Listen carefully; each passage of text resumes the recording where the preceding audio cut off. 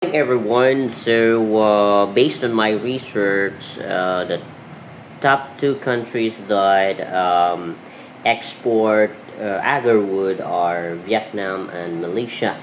So I got curious, how much per kilo in peso does Vietnam agarwood and Malaysia agarwood cost when bought by Arab countries?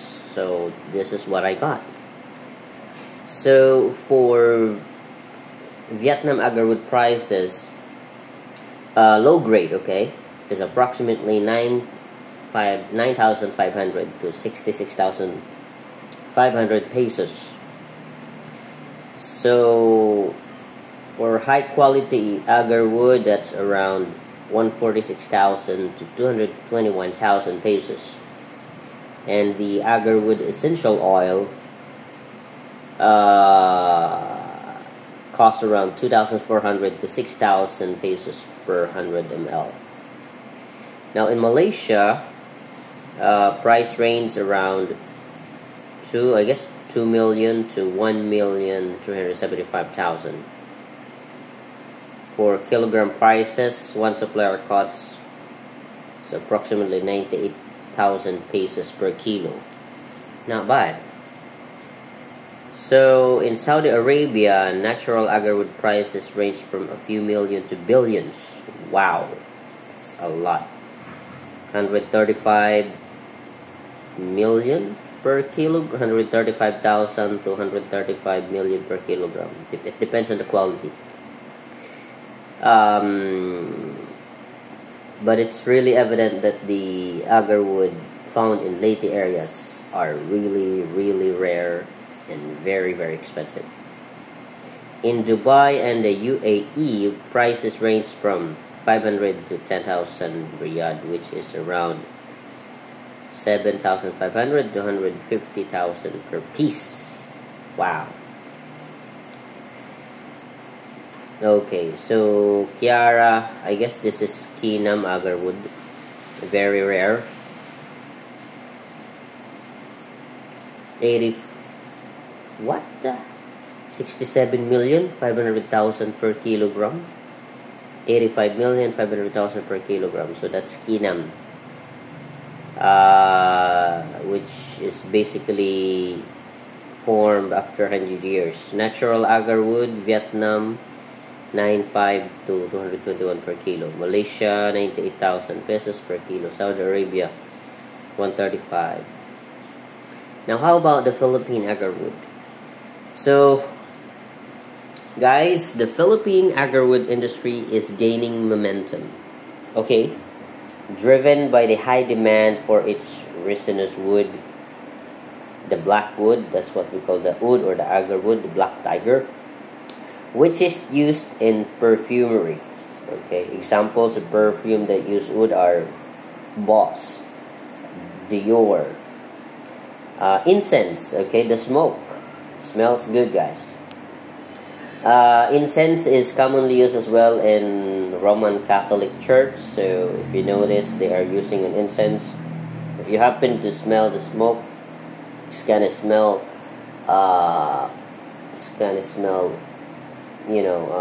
smells good.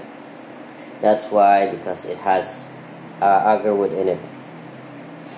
Traditional medicine, yes, of course. In China, they use the wood for medicinal purposes. And luxury goods. Luxury goods in Chinese means they just bought like kinam and then displayed in their houses. So in the Philippines, we do have three kinds of agarwood. Aquilaria malacensis. This is highly valued for its high resin content and strong fragrance. So we do have available Aquilaria malacensis seedlings. Price range is 250 to 700 pesos. Depends on the height. So for 250 pesos, that's around 8 to 9 inches. Okay. It has wildlife culture permit. Okay. And if you're going to pick it up, I will provide you a local transport permit. So we ship nationwide. So if you want to order, the minimum is 50 seedlings. Feel free to use any inoculant. You can invent your inoculant. For 100 seedlings, automatic membership, you'll be exclusive with the Witsawa inoculant.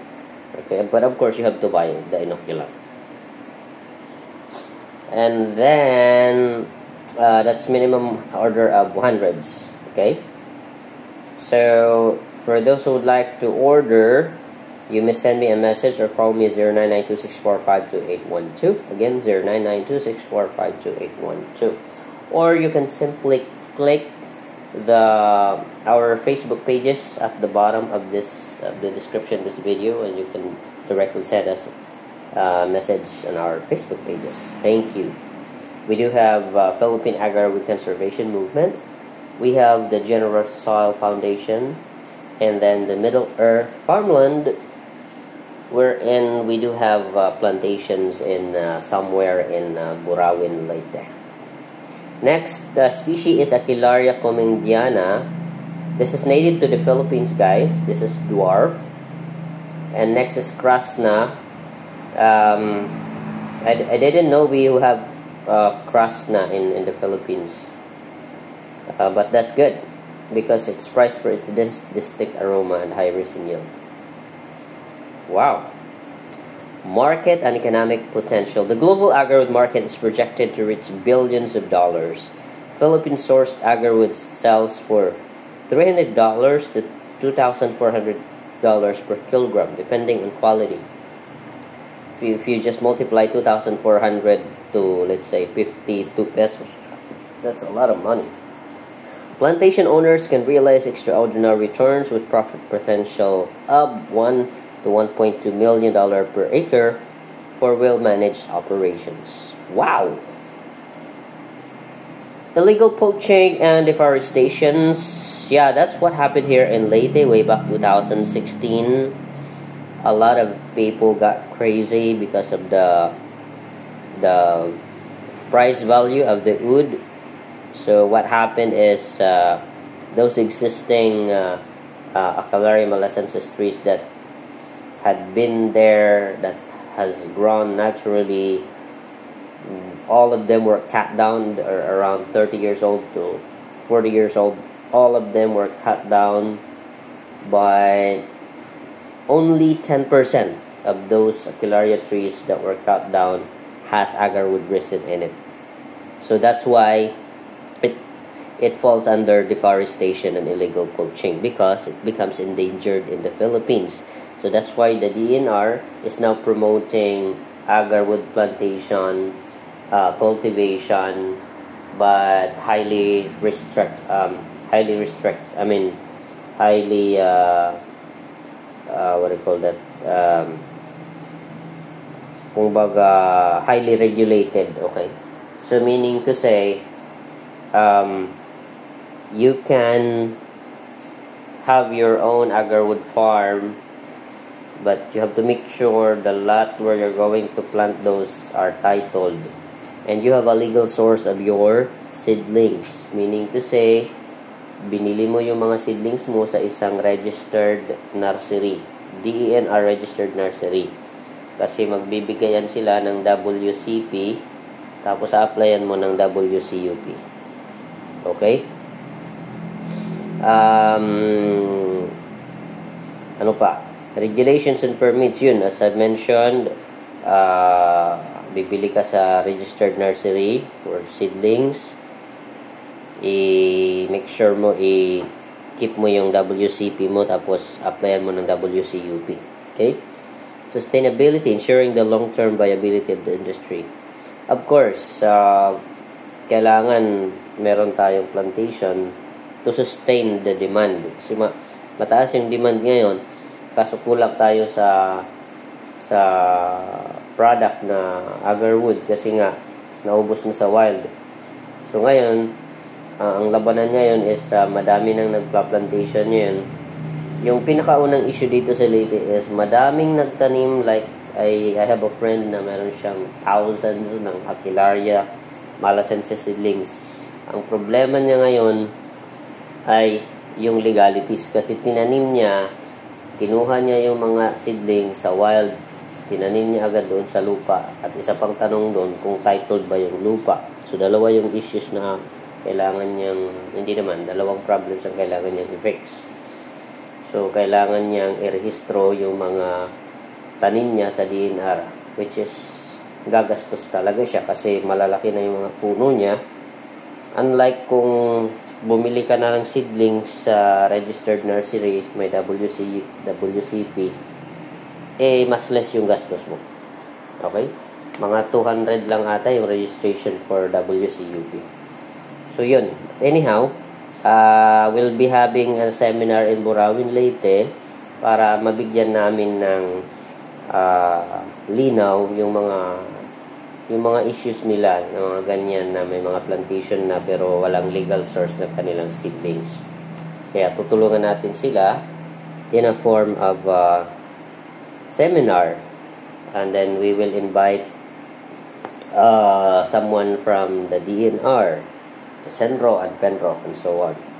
Even the barangay captain or the mayor. Diba? So, ganun.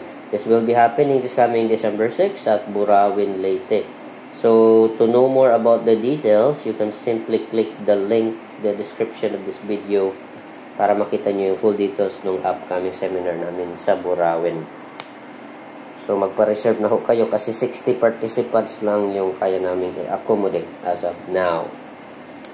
Government support and initiatives. So, ayun nga, sabi ng DNR, it regulates the industry and provides support for sustainable agarwood cultivation. So, legal na ho ang pagtatanim at pagkukultibar ng agarwood. Basta, ipa-follow nyo lang ang guidelines nila. Okay? Regarding naman dun sa pag-export, madali na ho yun kasi kailangan mo lang ng CITES permit. Hindi ka makakakuha ng CITES permit kung wala kang WCP, WCUP, and so on and so forth. Madali na ho yung mga requirements na yan. Okay? The government has allowed commercial propagation of agarwood, and companies like United Agarwood Planters are working with local farmers to promote sustainable practices. So, isa po yung United Agarwood Planters or UAPI na registered yung company nila sa SEC. Pero aside from that, may mga ibang ibang associations like PhilTi na SEC registered. Ang lang kasi dito sa United Agarwood Planters, medyo yung membership nila ay parang mahal for me. I don't know with them. So I tried to contact their customer service. Kasi sabi ko, as much as possible, I don't wanna spend millions in agarwood farming. As much as possible, I want to start small, like 100 seedlings lang. Like promoting agarwood backyard farming. Kasi, di ba, mahihirap kaming mga farmers. So, we don't have the budget to invest like millions to start in agarwood farming. So, yan yung ino-offer ng ibang mga organizations, which is advantage doon sa mga mayayaman, pero sa aming mga mahihirap na farmers, we need support. Okay, kaya nga kami we promote agarwood backyard farming, meaning to say we only require you guys to buy 50 or 100 seedlings, which is ideal, okay, sa ating mga nasa laylayan ng mga farmers. Alright? Opportunities, export opportunities, growing demand in countries. Yun, in demand ito sa United Arab Emirates for perfumery and for incense. So, dahil nga mataas yung demand, kaya nga tayo nagtatanim dito sa Pilipinas. Okay, value-added products, opportunities for processing and creating high-value products like agarwood oil and incense. Yung pinaka-main product kasi ng agarwood, guys, is yung wood, okay? Yung wood na ginagamit for incense Tapos, pinagkukunan ng wood oil na ginagamit naman sa perfume companies sa UAE. Kasi yung mga Arab, may hilig yan sa mga pabango. Just so happen na itong klaseng puno na ito, grabe yung bango niya. If you happen to experience perfume na made of wood, maamis ka talaga. Sustainable livelihood, income. Yes, it provides income. In fact, nag-start ako mag-agarwood farming 2019 because I was a real estate in 2019, so may mga nabenta ako mga agri-land. And then, yung mga amo ko ay nagtanong kung ano ba yung ideal itanim. So, I suggest them, you can do intercropping, like magtanim ka ng, ano ba yung mga puno na mahal dito sa Pilipinas? Lawaan. So, magtanim ka ng red and white lawaan. Tapos, magtanim ka ng dwarf na nyog para habang naghihintay tayo sa lawaan at sa agarwood ay makakapag-harvest ka na sa dwarf na nyog. At mga saging, then yung area is agarwood plantation. Yun. Okay? So, employment opportunities, yes. Kasi mayroon na akong established na actually 3 farm na. So, yung isa is yung The General Soil Foundation. Makikita nyo yung Facebook page namin click nyo yung link sa description ng video na ito. So, yan, meron kami 1.1 tapos 1.6 hectares na plantation ng agarwood. Yung 1.1 purely Aquilaria malacensis plantation yon. Yung 1.6 naman intercropping. Okay, lawaan, dwarf na nyog at agarwood plantation. Yung isa naman, Middle Earth Farmland, yan yung sa Burawin, Leyte, yun, puro agarwood talaga yan, malalaki na. Doon kami magkakandak noong inoculation sa December 6. Kaya guys, for those na gustong mag-attend, okay, please message us doon sa Facebook page sa baba ng description ng video na ito. So, yun lang. Maraming salamat guys. I hope mayroon kayong natutunan. Happy farming!